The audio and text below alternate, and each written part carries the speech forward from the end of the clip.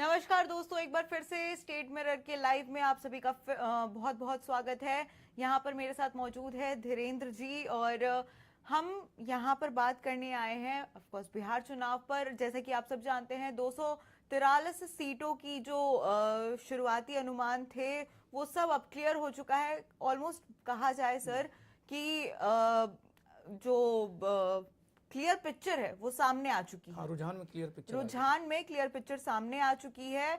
और बहुत बड़ी एक न्यूज यहाँ पर ये है कि बीजेपी जो है एक बड़ी पार्टी के रूप में बिहार में अब खुल के आ चुकी है।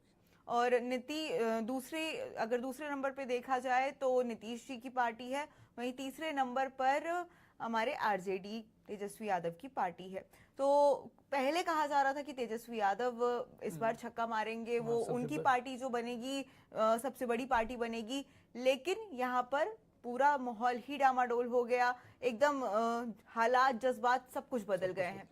तो सर मेरा सवाल आपसे ये है कि अब बीजेपी का हर बार का एक पैटर्न रहा है, जैसे महाराष्ट्र में ले लीजिए, मध्य प्रदेश में ले लीजिए कि वो सत्ता में तो आती है दूसरों के सहारे में, लेकिन जब सीढ़ी चढ़ने की बात आती है तो वो अपने साथियों का साथ छोड़ के खुद सत्ता पे बैठ जाती है। लेकिन बिहार में ऐसा करना थोड़ा मुश्किल है। मुश्किल क्यों है? क्योंकि आप अगर नीतीश कुमार का रिकॉर्ड देखें तो वो भी कम चालाक नहीं है इस मामले में। वो अपनी पारी खेलना जानते हैं। उन्होंने बीजेपी के साथ भी पहले खेला किया है, उन्होंने लालू यादव के साथ भी खेला किया है जब गठबंधन में थे। तो इस बार आपको क्या लगता है कि नीतीश कुमार को क्या बीजेपी पछाड़ेगी? क्योंकि एक क्यास लगाया जा रहा था कि जब अगर बीजेपी बड़ी पार्टी बनती है तो शायद नीतीश कुमार उतना लाइमलाइट नहीं ले पाएंगे बिहार में। तो इस पे आपका क्या कहना है? देखिए सर, बिहार की राजनीति जो है ना, पहले तो मैं ये कहूँगा कि राजनीति जो है ना बड़ी अजीबोगरीब खेल है जी। इस खेल में कुछ भी समझ नहीं आता है कि कब क्या हो जाए। जी जी। ठीक अभी वही आ रहा है जी। अगर हम पॉलिटिकल फिलोसफर की बात करें जी, तो मैकियावेली पॉलिटिकल फिलोसफर हुए उस 16th सेंचुरी में जी। उन्होंने कहा था कि एक राजा वही होता है जो कमजोर हो जाए तो वो सियार की तरह दिखे जी, ताकत मिल जाए तो शेर की तरह दहाड़े। हाँ जी। मतलब जैसा जिस समय सिचुएशन हो, यही बातें करीब करीब चाणक्य ने भी अपनी अर्थशास्त्र में कही है। बिल्कुल। और बिहार में जो अब राजनीति हो गई है तो जो रियल पॉलिटिक्स है, जो श्रूड पॉलिटिक्स है जी, उसका खेल अगर सामने आए तो बीजेपी गेम करने की कंडीशन में आ गई है। और बीजेपी की एक पुरानी पार्टी की एक इच्छा है कि बिहार में उसकी सरकार बने जी, प्रयास करती भी रही है। नीतीश सरकार पिछली बार जो नीतीश आरजेडी के साथ 17 महीने सरकार बीजेपी सट के बनाए, उसका भी कारण यही था कि बीजेपी चाहती थी कि मेरी पार्टी का सीएम हो जाए, नीतीश अब छोड़ दें। तो इस सीट में जो अभी नया समीकरण है वो आ गया है। पोल जो ओपिनियन पोल, एग्जिट पोल के पूर्वानुमान थे उससे अलग एक ओपिनियन पोल केवल है जो इसके बिल्कुल करीब करीब है, जो अभी सीन है जी। तो उसमें सीन ये है कि बीजेपी 1992 के करीब है हाँ सीट, 243 में से। नीतीश कुमार की जेडीयू पार्टी को 81-82 सीट है हाँ जी। इनके सहयोगी जो हम है यानी जीतन राम की पार्टी, उनके पास 5 सीट है जी। जो रामविलास पासवान एलजेपी है, चिराग पासवान की पार्टी, उनके पास 20 सीट है जी। और आरएलएम राष्ट्रीय लोक मंच जो है यानी उपेंद्र कुशवाहा की पार्टी, हाँ उनके पास 4 सीट है, यानी 5, 4, 9 और 20, 9, 29 और 92 सीट ये जी। तो बीजेपी गेम कर सकती है। 2-3 सीट की उन्हें दरकार है, 1-2 सीट की दरकार है जी। लेकिन बीजेपी के लिए गेम करना इतना आसान नहीं है क्योंकि जरा सा भी चूक हुई नहीं कि नीतीश गेम कर देंगे। और नीतीश से उनका एक पुराना रिश्ता है, आंख मिचौली वाला भी रिश्ता है, करीबी का भी रिश्ता है, व्यक्तिगत जो शाह से मोदी से उनके अपने संबंध भी हैं बीजेपी के टॉप सीट्स नेता से। ऐसी स्थिति में गेम करना बड़ा नाजुक है, कहते हैं ना नाजुक संबंध है, ये संबंध बड़े नाजुक होते हैं। तो पॉलिटिक्स में का गेम तो है, ऐसा होता रहता है, लेकिन इसमें जो नाजुक संबंध है बीच में, पर्सनल जो है, जिसको पीएम मोदी भी कहते हैं पर्सनल टच जी, इंटरनेशनल डिप्लोमेसी भी पर्सनल टच देने के लिए जाने जाते हैं जी। तो यहाँ ये है कि पर्सनल केवल ना केवल बीजेपी की राजनीति खतरे में जाएगी, जो बीजेपी के शीर्ष नेतृत्व का अच्छा तारतम्य है नीतीश के साथ, नीतीश कुमार की पार्टी, वो भी नाजुक जो संबंध है वो भी खतरे में है। जबकि अगर बीजेपी ऐसा गेम इसके बावजूद भी रिस्क लेती है और करती है, जैसा कि बीजेपी ने महाराष्ट्र में किया, 2.5 साल जो है उद्धव ठाकरे की सरकार चलने के बाद जो है वहाँ अपनी सरकार बनाई, महायुति की सरकार बनाई, जोड़ तोड़ करके 2.5 साल तक क्या हुआ पूरी दुनिया जानती है। मध्य प्रदेश में बहुमत कांग्रेस की सरकार थी, ज्योतिरादित्य सिंधिया को साथ लेके विधायकों को इस्तीफा दिलवा के, कई 30 विधायकों को इस्तीफा दिलवा के वहाँ पर अपनी सरकार बनाई। इसी तरह आप देखेंगे तो बहुत पहले की बात है, सबसे पहले वहीं से अरुणाचल प्रदेश में जो पेमा खांडू की सरकार बनी, बीजेपी की वहाँ कोई हैसियत नहीं थी, लेकिन गेम करके पेमा खांडू की सरकार बनी। उसी तरह गोवा में ये गेम बीजेपी बहुत अच्छे से खेल चुकी है। मेघालय में देखें, नॉर्थ ईस्टर्न स्टेट में कई राज्यों में ये गेम बीजेपी ने किया है। तो बीजेपी इस पॉलिटिक्स का इंडिया में माहिर खिलाड़ी है। As a political party BJP माहिर खिलाड़ी। लेकिन जब हम बिहार की बात करते हैं तो बिहार में ही उतने ही माहिर नीतीश कुमार हैं। बिल्कुल, नीतीश कुमार पिछले 2 दशक से अपने दम पे सीएम नहीं है। कभी आरजेडी के दम पे, कभी बीजेपी की दम पे, और वो सीएम बने हुए हैं। बिल्कुल। तो ऐसी स्थिति में नीतीश कुमार के पास भी बहुत कम सीट नहीं है, बीजेपी से 10 सीट का भी फासला है। हो सकता है फासला कम भी हो जाए और ज्यादा भी हो जाए शाम तक, लेकिन 10 सीट ही कम है। ऐसे में अगर आरजेडी, जो कि आरजेडी चुनाव से पहले भी उसकी आरजेडी चाहती थी कि नीतीश मिलकर महागठबंधन के साथ चुनाव लड़ें, उसके पास करीब 30 सीटें अभी है। तो केवल आरजेडी सपोर्ट कर देती है तो नीतीश सरकार बनाने की कोशिश करते हैं। अन्य 6 लोग जो हैं आपके देखिए, अन्य 7 हैं, उसको मिला के नीतीश कुमार को सरकार बनाने में 2 मिनट नहीं लगे। उन्हें पता चल जाए कि बीजेपी अपना सीएम बनाने की कोशिश में जुट गई है जी। उसके लिए आसान है, उसको ज्यादा खेल नहीं करना है जी। लेकिन बीजेपी के लिए इतना आसान इसलिए नहीं है, मास्टर खिलाड़ी होते हुए, क्योंकि कई बार मास्टर खिलाड़ी को अगर सब कुछ मैनेज करना होता तो चूक होने की संभावनाएं होती है। और राजनीति में जो मेन गेम प्लान है वो लीक नहीं होनी चाहिए जी। और लीक नहीं होने की यहाँ कोई गुंजाइश नहीं है, बहुत नहीं बिल्कुल है। बिल्कुल। तो बीजेपी को क्या है, उसे अपने सहयोगी पार्टी को, नीतीश को छोड़ के सबको मनाना होगा। हाँ जी। फिर अन्य को साथ को लेना पड़ेगा, उसके बाद उसको कांग्रेस को तोड़ना होगा। तो इसमें नीतीश को पता नहीं चलेगा, ऐसा संभव नहीं हो सकता जी। तो बीजेपी के लिए एक चुनौती भी है और ये अवसर भी है। और पीएम मोदी कहते रहते हैं कि जो चुनौती है वही अवसर में तब्दील करना अवसर होता है। तो अहम सवाल है, बहुत अहम सवाल बिहार की राजनीति एक ऐसे टर्निंग पॉइंट पे है कि बिहार जैसे स्टेट में, जहाँ की आबादी करीब 14 करोड़ लोग रहते हैं जी। और पॉलिटिकल लिहाज से यूपी के बाद बिहार पॉलिटिक्स में सिरमौर राज्य है जी। वहाँ पर अपना सीएम हो, ये पीएम नरेंद्र मोदी की, अमित शाह की, यानी बीजेपी के बड़े बड़े नेताओं की एक ख्वाब है जी। और ये मौका है जी। तो क्या वो इतना बड़ा रिस्क लेंगे? ये अभी जो है आज शाम तक भी नहीं कह सकते। अगर यही सीन रहा जो अभी हम देख रहे हैं थोड़ा सा आगे पीछे, तो कल तक ये रिस्क ले रहे हैं नहीं ले रहे हैं, दोनों स्थिति क्लियर हो जाएगी जी।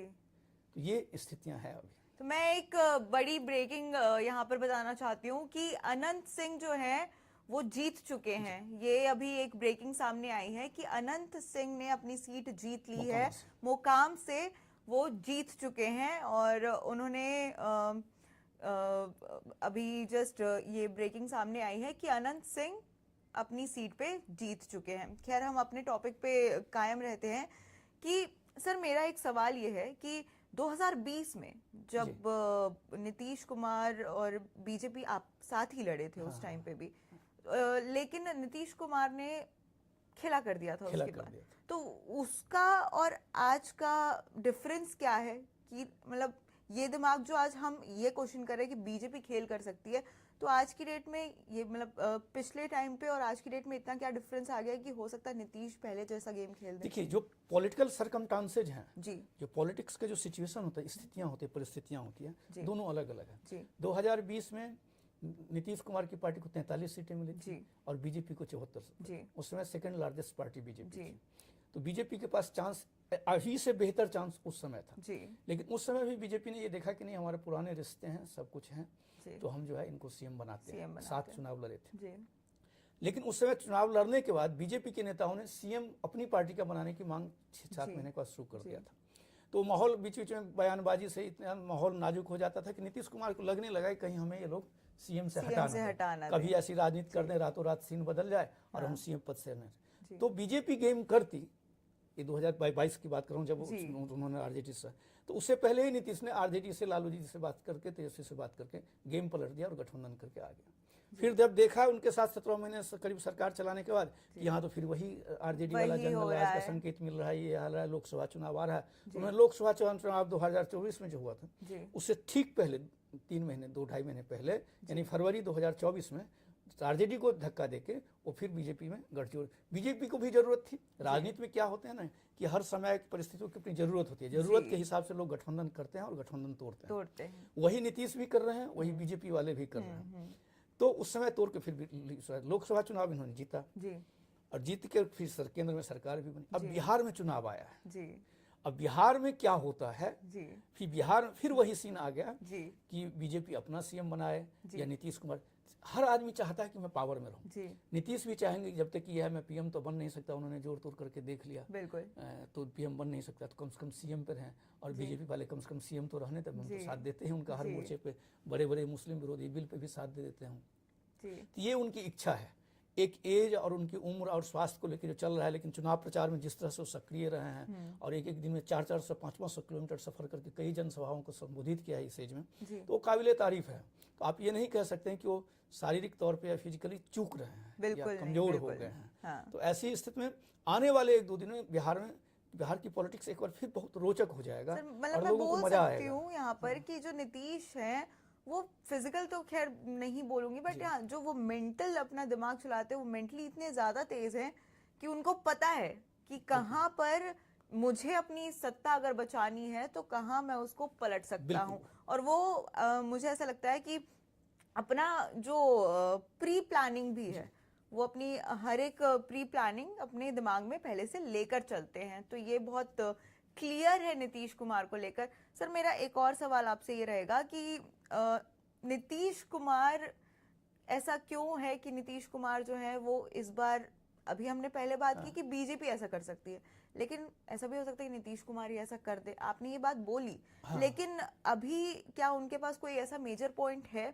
कि हो सकता है नीतीश कुमार ये पहला कदम उठा दे? नहीं, नीतीश कुमार पहले कदम नहीं उठाएंगे, लेकिन अगर उन्हें ये लगेगा कि बीजेपी के लोग ऐसा सोच रहे हैं अपना सीएम बनाने की और उन्होंने इसकी प्रक्रिया शुरू कर दी है, ताक झांक शुरू कर दी है, तो वो गेम कर देंगे। उनके लिए गेम करने एक फोन करना है आरजेडी के पास, क्योंकि आरजेडी अभी इस स्थिति में नहीं है कि वो सौदा कर सके। वहां से सीधे हाँ मिलेगा और वो सीधे कहेंगे कि आप सभी को लेकर राजभवन पहुंच जाइए, तो आरजेडी वाले राजभवन ही पहुंच जाएंगे, क्योंकि महागठबंधन के पास अभी कोई विकल्प नहीं है बिहार की राजनीति में। नीतीश अगर बिल्कुल महागठबंधन के जो रिजल्ट आए हैं, मैंने जो कहा है कि नीतीश के पास बेहतर ऑप्शन है, उनके लिए टफ कंडीशन नहीं है। टफ कंडीशन बीजेपी के लिए है कि वो इतना बड़ा रिस्क लेगी, पुराने रिश्ते को टूटने की मूल लेगी। ये केवल पुराने रिश्ते के टूटने का नहीं है, मामला 14 करोड़ आबादी की है और बिहार जैसे स्टेट को लूज करने की। यही कारण है कि नीतीश से बार बार बीजेपी समझौता करती है कि कम से कम सत्ता में तो रहेंगे। अल्टीमेटली पॉलिटिक्स का एक ही मकसद होता है, सत्ता में बने रहना, पावर को गेन करना। पॉलिटिक्स का और कोई मकसद नहीं है और यही पॉलिटिक्स की सच्चाई है, इसमें कोई बुराई भी नहीं है।